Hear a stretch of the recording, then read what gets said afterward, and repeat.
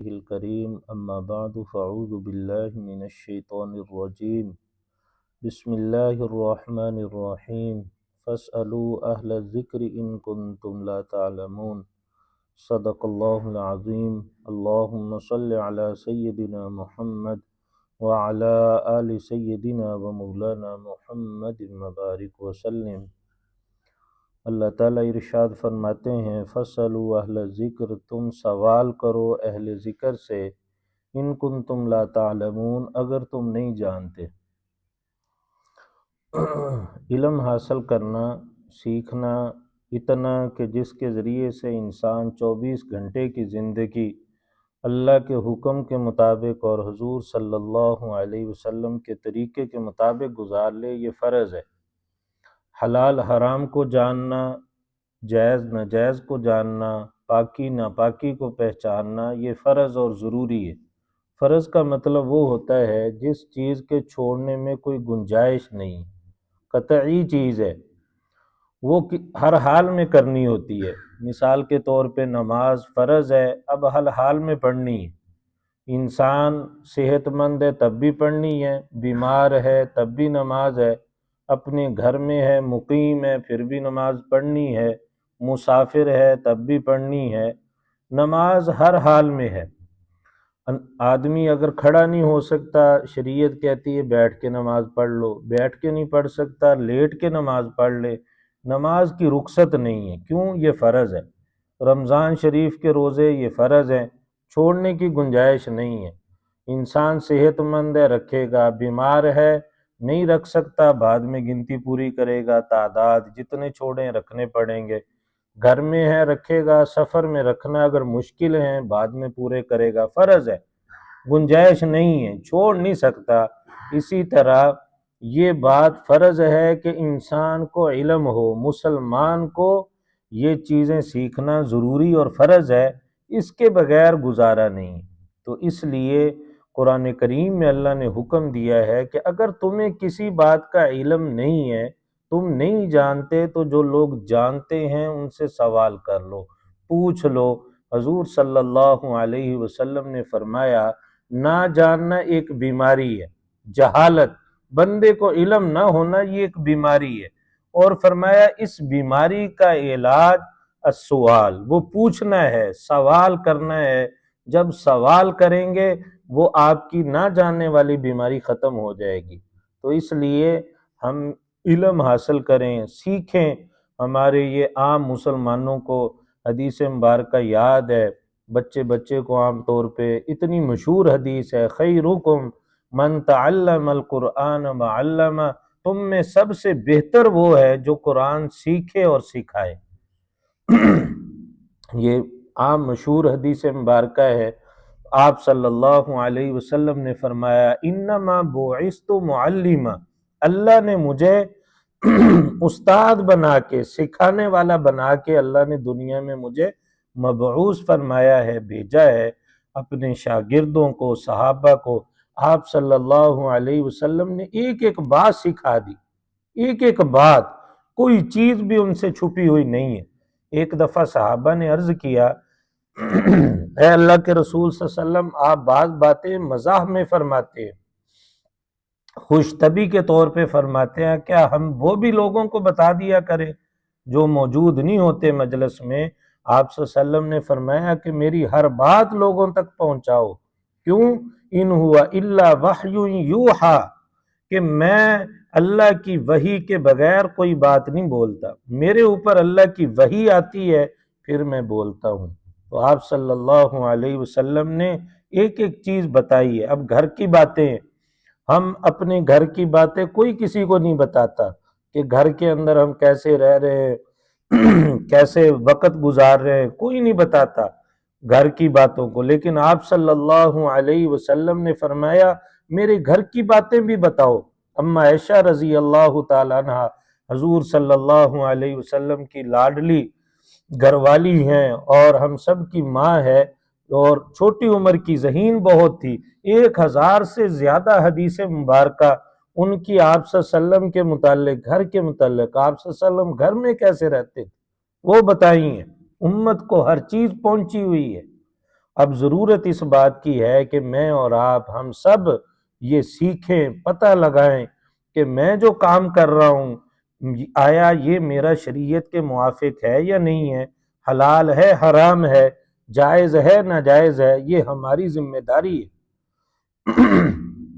آج کا مسلمان یہ کہتا ہے، عام طور پہ سننے میں آتا ہے، دیکھنے میں آتا ہے کہ یہ علماء کی، جو لوگ جاننے والے ان کی ذمہ داری ہے کہ وہ بتائیں۔ ہاں ان کی بھی ذمہ داری ہے، وہ بتائیں، لوگوں کو سکھائیں، لیکن ایک عام مسلمان یہ کہہ کے کہ مجھے تو فلاں بندے نے بتایا نہیں، یا فلاں موقع پہ میں تو پہنچ نہیں سکا، یا میں نے تو اپنی جوانی دوسرے کاموں میں لگا دی، سیکھ نہیں سکا، اب بھی میں نہیں سیکھتا، یہ اس کی بات صحیح نہیں ہے۔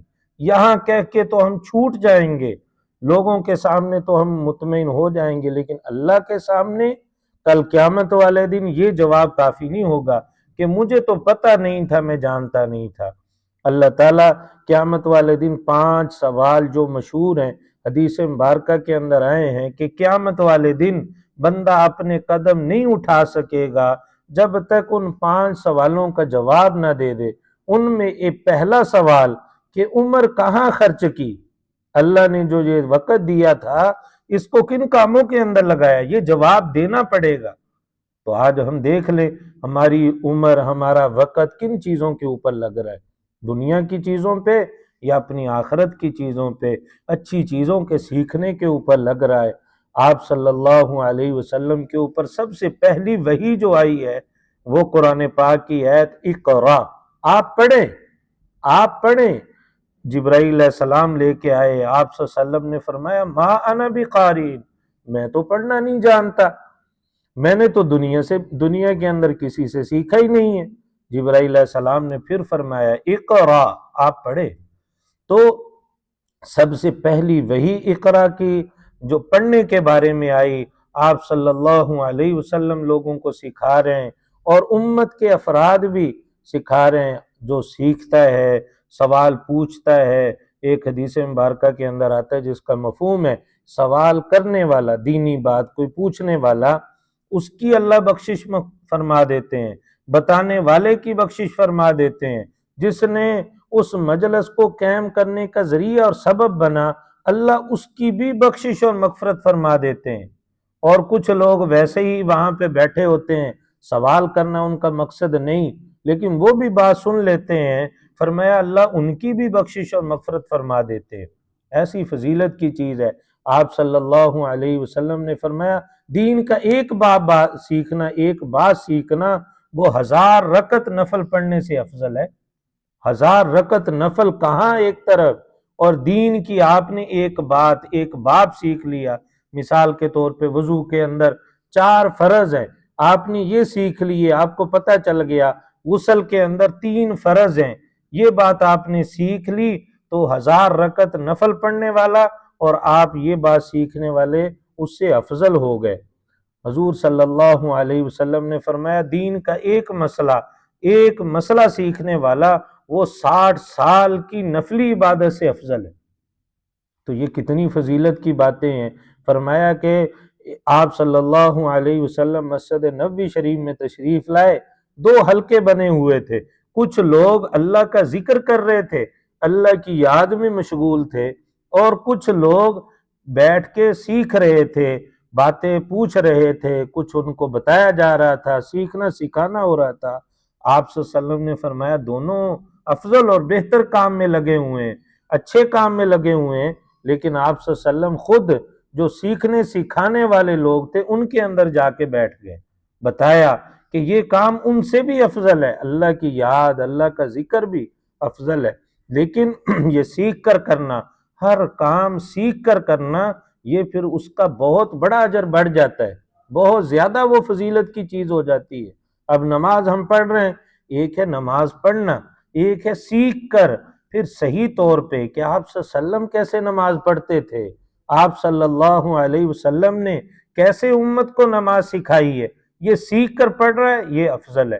آپ صلی اللہ علیہ وسلم نے فرمایا عالم جو جاننے والا ہے، جس کو باتوں کو پتہ ہے، فرمایا وہ سویا ہوا بھی ہو اور ایک عابد ہے، عبادت گزار ہے، لیکن اس کو علم نہیں ہے، فرمایا کہ یہ عالم جاننے والا سویا ہوا بھی اس عبادت گزار سے افضل ہے، یہ اس سے افضل ہے۔ کیا وجہ کیا ہے کہ یہ کام اگر تھوڑا بھی کرے گا تو یہ جان کے کرے گا، صحیح طریقے پہ کرے گا، اخلاص کے ساتھ۔ اب دیکھیں ایک بندہ نماز پڑھ رہا ہے لیکن اس کے اندر اخلاص ہی نہیں ہے، نماز اللہ کی رضا کے لیے نہیں پڑھ رہا، اس لیے پڑھ رہا ہے لوگ کہیں کہ بڑا نمازی ہے جی، بڑا اچھا آدمی ہے یہ تو، اب اس کی ساری نماز ضائع چلے گی، بلکہ الٹا پکڑ ہو جائے گی۔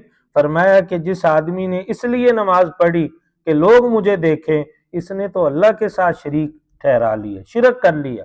اتنی بڑی وعیدیں، تو ظاہر ہے یہ سیکھ کر اگر کریں گے تو ہمیں پھر اجر و ثواب پورا ملے گا اور ہمارا عمل صحیح ہوگا، اللہ کی بارگاہ میں قبول ہوگا۔ تو ہر کام جو ہم کر رہے ہیں، اب روزہ ہے، سیکھ کر ہم اچھے طریقے سے رکھا کریں کہ ہمارا روزہ خراب نہ ہو، روزے کا پورا اجر و ثواب ہمیں مل جائے۔ اب اعتکاف والی عبادت آج سے شروع ہو رہی ہے، بہت فضیلت کی عبادت ہے اعتکاف۔ جو لوگ مرد بیٹھ رہے ہیں مسجدوں میں، عورتیں گھروں کے اندر بیٹھ رہی ہیں، تو اس عبادت کو بھی ہمیں سیکھ کر کرنا چاہیے۔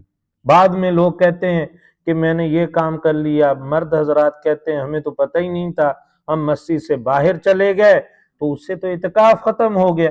یہ تو عبادت ہے ہی مسجد کے اندر رہ کے کرنے والی، کوئی ایسی بات کر لی، روزہ چھوڑ دیا، اب اس سے اعتکاف ختم ہو گیا۔ تو بعد میں پھر کہتے ہیں کہ ہمیں تو پتہ ہی نہیں تھا اس بات کا۔ اب آپ اسی طرح اعتکاف ہو گیا، اب یہ لیلۃ القدر کی رات، لیلۃ القدر ہے، شب قدر ہے، کتنی فضیلت والی یہ راتیں ہیں، اللہ کے ہاں کتنا بندے کو اجر و ثواب۔ بعض بندے کہتے ہیں ہمیں تو پتہ ہی نہیں چلا کون سی رات ہوتی ہے، اس میں کرنا کیا ہوتا ہے۔ بھی آپ سیکھیں، پوچھیں، جگہ جگہ پہ آپ کو بتانے والے، اللہ نے اتنی سہولت کر دی ہے کہ علم دین کا سیکھنا آسان، جیسے دنیاوی چیزیں اللہ نے آسان کر دی، تو یہ اللہ نے دین بھی آسان کر دی ہے سیکھنا۔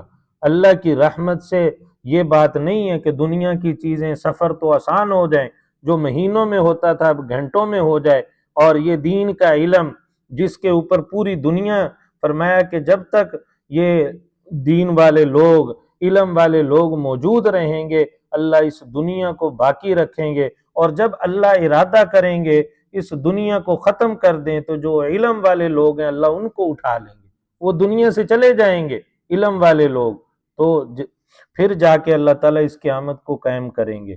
تو یہ علم والے لوگوں کو اللہ تعالیٰ نے جو ان کا وجود ہے باقی رکھا ہوا ہے، ہم میں سے ہر ایک کی ذمہ داری ہے۔ دیکھیں یہ بات ایسی نہیں ہے کہ ہم اس سے بچ جائیں، اتنا کہہ کے کہ علماء لوگ یا دوسرے جاننے والے لوگ ہمیں بتاتے نہیں ہیں۔ اب کوئی بھی علم ہو، کوئی بھی شعبہ ہو، ہم ان کے پاس جاتے ہیں اپنا۔ اب دیکھیں بیماری ہے، مثال کے طور پہ ڈاکٹر حضرات ہو گئے، سمجھنے کے لیے بات کر رہے ہیں، ویسے یہ شعبہ بہت اچھا ہے، فضیلت والا ہے۔ تو اب ایک بندہ کہے کہ میرے پیٹ کے اندر درد ہے یا میرے سر کے اندر درد ہے، اور گھر میں رہے اور کہے کہ ڈاکٹر صاحب نے تو مجھے بتایا ہی نہیں اس کی بیماری کیا ہے، میں کیا کروں؟ نہیں، وہ آتا ہے اچھے سے اچھا ڈاکٹر تلاش کرتا ہے شہر کے اندر، جو اپنے علاقے کے اندر جو اس بات کا ماہر ہو، پیٹ کے درد کے لیے، سر کے درد کے لیے، ہم اس کے پاس جاتے ہیں کہ بھئی یہ میری بیماری ہے، یہ میری کیفیت ہے، وہ پھر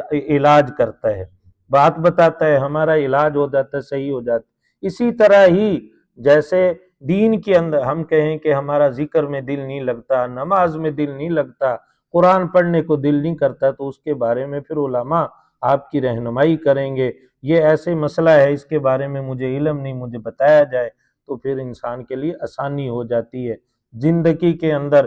جیسے ہم ایک فیملی ڈاکٹر ہوتا ہے، فیملی طبیب ہوتا ہے، اسی طرح کوئی ہم نے چیزیں لینے کے لیے کوئی دکاندار پہ اعتماد کیا ہوتا ہے، بالکل ایسے ہی آپ اپنے دین کے لیے بھی ایک بندے پہ اعتماد کر لیں، جو آپ کو علم کے اعتبار سے، تقوی کے اعتبار سے بندہ لگے کہ یہ صحیح علم والا ہے، مستند عالم ہے، مفتی ہے، میری صحیح رہنمائی کر سکتا ہے، شریعت پہ مجھے چلائے گا، کوئی اس کو لالچ نہیں، غرض نہیں، انسان تلاش کرتا ہے نا، دنیا کے لیے بھی ہم کوشش کرتے ہیں، تو یہ دین کے لیے بھی ایسے ہم کوشش کر کے اس سے رہنمائی لیں، پھر اس کے مطابق جیسے وہ بتائے شریعت کی بات، کیونکہ انہوں نے تو بتانی ہے، اپنی طرف سے تو نہیں بتائیں گے، شریعت کی بات آپ کو بتائیں گے، سمجھائیں گے۔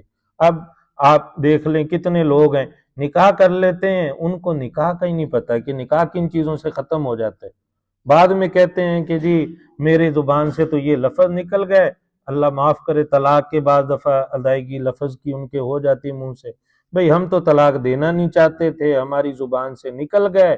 اب آپ کوئی حل بتائیں، بھی آپ نے نکاح کیا، آپ کو پتہ ہونا چاہیے کہ میں نے نکاح کر لیا، ایک میں نے اتنی بڑی اللہ کی نعمت مجھے مل گئی ہے، اس کے کیا احکام ہے، مجھے کرنا کیا ہے، اب میں نے کرنا کیا ہے، یہ سیکھنا اب ہم میں سے ہر بندہ جس کا نکاح ہو گیا اس کی ذمہ داری ہے، ضروری ہے اس پہ، اس میں گنجائش نہیں ہے کہ بعد کے اندر پھر لوگ پچھتاتے ہیں میری تو اولاد ہے، میرے بچے ہیں، اب آپ کچھ کیجئے۔ اب ظاہر ہے علماء تو کچھ نہیں کر سکتے، وہ تو شریعت کا مسئلہ بتا دیں گے، سمجھا دیں گے۔ اسی طرح والدین ہیں، ان کی ذمہ داریاں ہیں، ان کے حقوق ہیں کہ میری اولاد کے میرے اوپر کیا کیا حق ہیں، یہ ہم پوچھیں، سیکھیں۔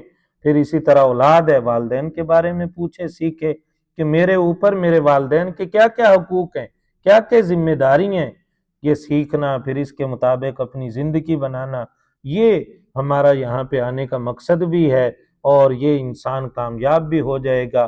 صحابہ رضی اللہ تعالیٰ عنہم کے بارے میں پوچھنا کم، عمل زیادہ، عمل زیادہ۔ آج بھی ہم عمل کی بھی کوشش کریں، علم بھی حاصل کریں، کتنی چیزیں ہیں جن کا ہمیں پتہ ہے، پکی باتیں ہیں جو ہمارے علم میں ہے۔ اب نماز ہر بندے کو پتہ ہے، فرض ہے، ضروری ہے۔ زکوٰۃ ہر بندے کو پتہ ہے جو مالدار ہے، عام طور پہ کہ میرے اوپر زکوٰۃ ہے، اس کی ادائیگی ہے۔ تو علم بھی اور ساتھ ساتھ عمل بھی۔ لیکن ایک بندہ اگر عمل میں کچھ کوتاہی کر رہا ہے، علم ہے تو وہ بندہ پھر بھی اس سے افضل ہے جس پتہ ہے جس کو، اور عمل نہیں ہو رہا۔ ایک بندہ عمل بھی نہیں کر رہا، علم بھی اس کے پاس نہیں ہے، وہ ڈبل گناہ کے اندر ہے، اس کو پتہ بھی نہیں ہے اور پھر عمل بھی نہیں وہ اس کے مطابق کر رہا۔